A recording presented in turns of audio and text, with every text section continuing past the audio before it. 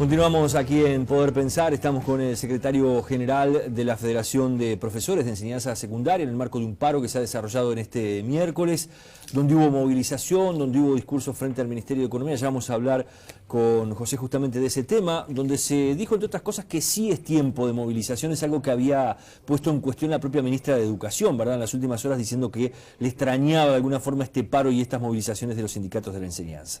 Bueno, es tiempo de movilización sobre todo porque aquí hay tiempos que hay que cumplir, y particularmente si uno apuesta a un proceso participativo, marcado en lo que es el sistema de relaciones laborales y lo que establece la ley de negociación colectiva, va a implicar por lo menos de 2 a 2 meses y medio de proceso de negociación. Y como todos saben, al 31 de agosto el Poder Ejecutivo y los organismos de la educación, que tienen autonomía y por lo tanto capacidad de iniciativa en materia presupuestal, deben presentar su propuesta al Poder Legislativo. Lo que preocupa es que los ámbitos que están funcionando con el Poder Ejecutivo, en los mismos no hay ningún planteo concreto, más allá que todos los días algún actor de gobierno sale a plantear aspectos parciales de lo que puede ser la construcción presupuestal, y en lo que respecta a los ámbitos de la educación, a excepción de la Universidad de la República, donde hoy a la mañana el propio rector de la universidad que nos recibió en el marco de la movilización nos decía que la Universidad de la República va a estar en condiciones en unos 15 días de tener armada la propuesta presupuestal. En el caso de la ANEP todavía no sabemos ni siquiera... Ni secundaria, ni primaria, ni UTU tienen todavía, del lado de los sindicatos no hay idea. No hay ni idea de la parte de la administración. El viernes próximo pasado la coordinadora tuvo la primera reunión con el Consejo Directivo Central de la ANEP, el organismo rector del ente autónomo, y allí se nos dijo muy claramente que todavía el CODICEN no tiene claro cuáles son los lineamientos en materia de política educativa y presupuestal para el próximo quinquenio. Lo cual nos parece una cuestión muy preocupante, sobre todo porque muchas de estas autoridades se le dio cierta continuidad al frente de los organismos.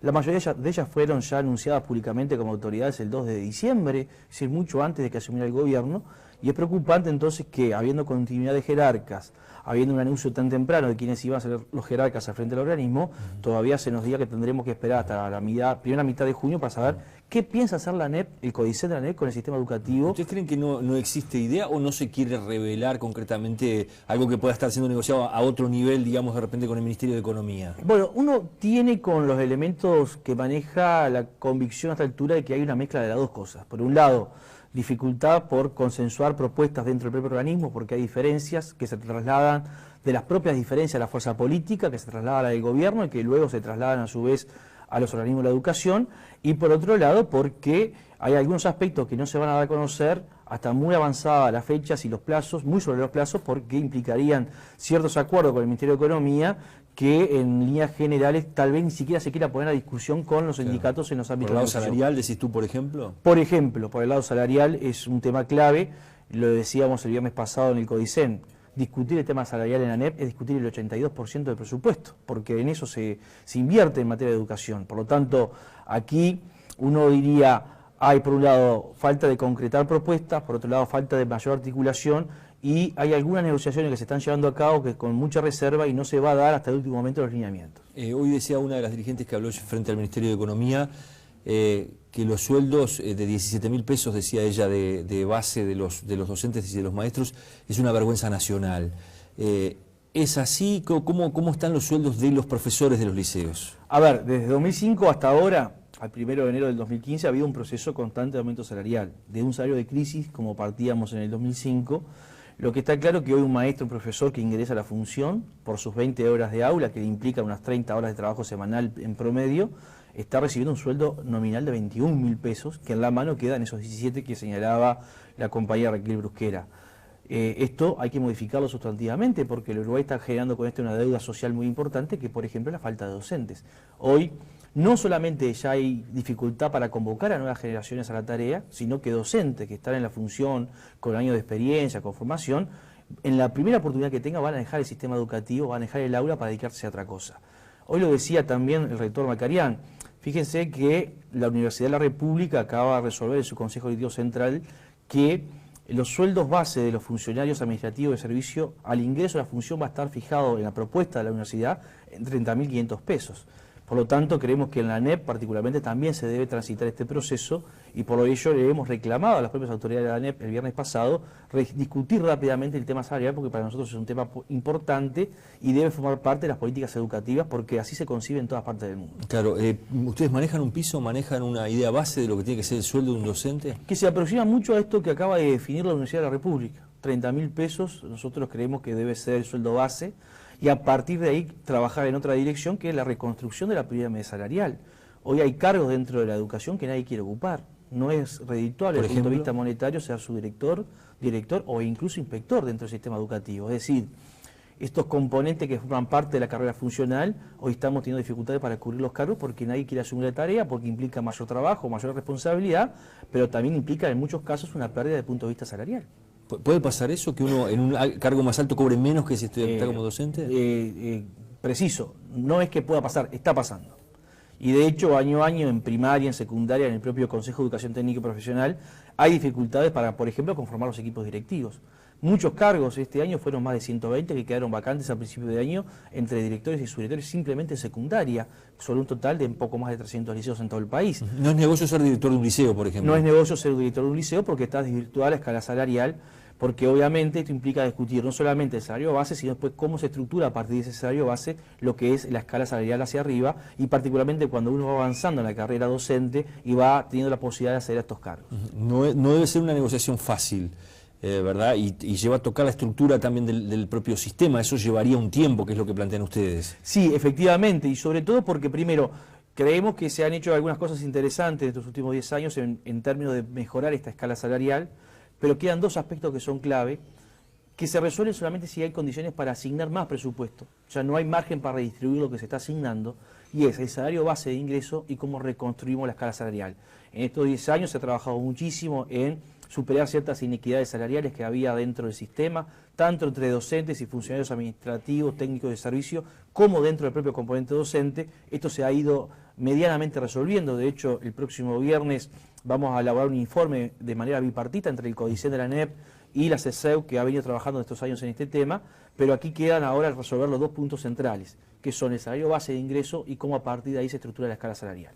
Y esto se resuelve si hay mayor asignación presupuestaria. En su momento la señal en la campaña política del propio Vázquez y la gente que lo acompañaba era va a haber dinero para el tema de la educación. Es uno de los sectores donde se va a apuntar para mejorar, sobre todo salarios. ¿Eso lo han recibido de alguna forma como señal de las autoridades o no? Bueno, en realidad es una afirmación muy ambigua y que ha generado incluso por parte de voceros del propio gobierno algunas, diríamos, relativizaciones, ¿no? Es decir, se ha relativizado mucho cumplir con esta meta del 6% para la educación. El propio ministro de Economía se ha encargado de hacerlo. Pero además tenemos tres diferencias que son sustantivas con este planteo. Primero, este es un planteo que hace muchos años la UNESCO viene realizando en materia de la inversión que deben hacer aquellos países que apuestan a un desarrollo integral de sus sociedades. Y el Uruguay, que siempre le hace caso a los organismos internacionales, particularmente los de crédito, también debiera tomar nota de esta recomendación de la UNESCO. Hoy el Uruguay ha perdido 10 años en caminar, en iniciar un proceso que tenía que haberse iniciado particularmente a partir del 2010 para acercarse, y hoy capaz estuviéramos discutiendo otras cosas y no este cumplimiento. Segundo, en el planteo del gobierno, para llegar a ese guarismo, como se está haciendo hoy día, se incluyen otros componentes que no son la ANEP y la UDELAR. Y esto no es antojadizo, allí está el 84% de los estudiantes del sistema educativo público uruguayo.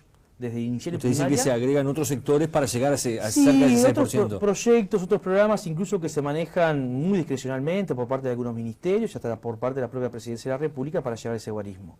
Y el tercer elemento, que es diferencia sustantiva, es que para nosotros esto debe ser un piso a alcanzar en el mediano plazo, no en el 2020, porque lo contrario, nada asegura que en el marco del lentecimiento, no de crisis, por lo menos lo que dicen la mayoría de los centros económicos serios que están diagnosticando la situación económica del Uruguay, nos dicen que los primeros 2 años el Uruguay es donde más va a crecer, efecto del producto arrastre de cómo ha venido creciendo los últimos años, y que el ritmo se va a lentecer hacia los 3 últimos años del periodo de gobierno. Por lo tanto, para nosotros 2016 y 2017 son años claves donde aumentar sustantivamente la inversión en educación y no esperar el 2020. ¿Vamos a tener mucho conflicto de aquí a la entrega del presupuesto?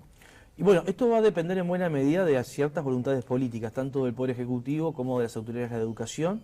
Esto va a depender si en los ámbitos de negociación colectiva somos capaces de hacerlo funcionar plenamente. No está aconteciendo esto hasta el día de hoy. Nosotros como trabajadores creemos en la negociación colectiva, creemos que este es un buen mecanismo, un buen instrumento para acercar posiciones e encontrar acuerdos más allá de las diferencias que puedan plantearse, pero lamentablemente no están funcionando. Si en estos ámbitos se ponen en los próximos días en funcionamiento, si hay allí propuestas concretas para negociar, uno aspiraría que la movilización quede en un segundo plano. Ahora, si esto no ocurre, tenemos la obligación ya desde hoy de decir que bueno, habrá un conflicto de mayor envergadura y donde la movilización queda como el único instrumento por parte no solamente de los sindicatos de la educación, sino también de buena parte del movimiento estudiantil, que también tiene reclamos muy sentidos, muy demandados desde hace mucho tiempo, como puede ser una política sistemática de becas para el sector terciario y particularmente para el sector de estudiantes de formación en educación, que hoy están formando parte de la plataforma de la coordinadora y que estuvo expresada en la calle hoy en esta importante movilización donde estaban los gremios de la enseñanza, pero también estaba el movimiento estudiantil. Tú sabes que mucha gente dice, los docentes tienen todo el derecho de reclamar lo que reclaman.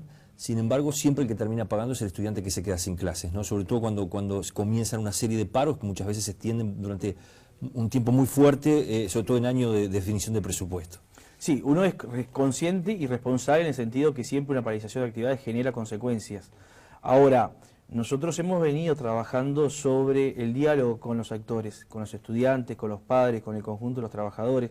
Fíjense que este paro que se concretó el 27 de mayo fue anunciado el 12 de abril. Pasó un mes y medio antes de aplicar la medida que estaba resuelta desde ese entonces. En ese interín aguardamos señales políticas que no llegaron. En ese interín se hicieron, en el caso de nuestra federación, más de 120 asambleas con padres, con estudiantes, donde se compartió no solamente los reclamos, sino que lo que se estaba planteando en definitiva, porque entendamos cuando un trabajador de la enseñanza, de la educación reclama condiciones de trabajo, está directamente reclamando también mejores condiciones de aprendizaje para los estudiantes. Entonces, en buena medida esto se comparte y se entiende.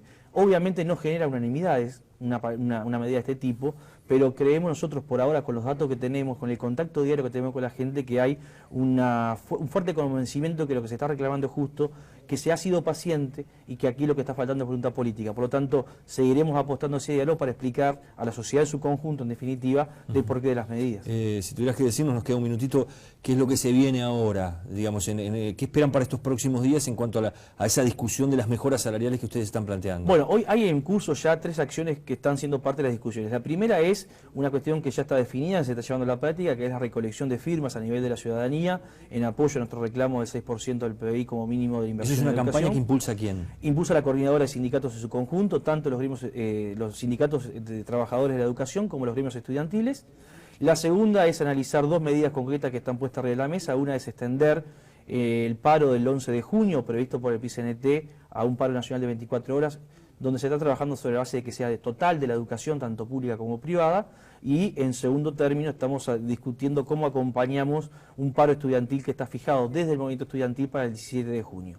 Uno aguarda también que en todo este proceso, en estos días, haya algunas señales políticas concretas que permitan habilitar los otros mecanismos, particularmente la negociación colectiva. El gran paraguas, la gran bandera de todo el reclamo va a ser 6% para la educación pública. Sí, esto es compartido no solamente por los trabajadores de la educación, no solamente por el movimiento estudiantil, sino por el conjunto del movimiento sindical, que el próximo 11 de junio va a estar llevando adelante una paralización de actividades con movilización y donde uno de los ejes centrales de la convocatoria constituye el reclamo de presupuesto para la educación. Gracias por habernos acompañado. A ustedes, como siempre. Bien, vamos cerrando por aquí Poder Pensar, los esperamos la próxima semana.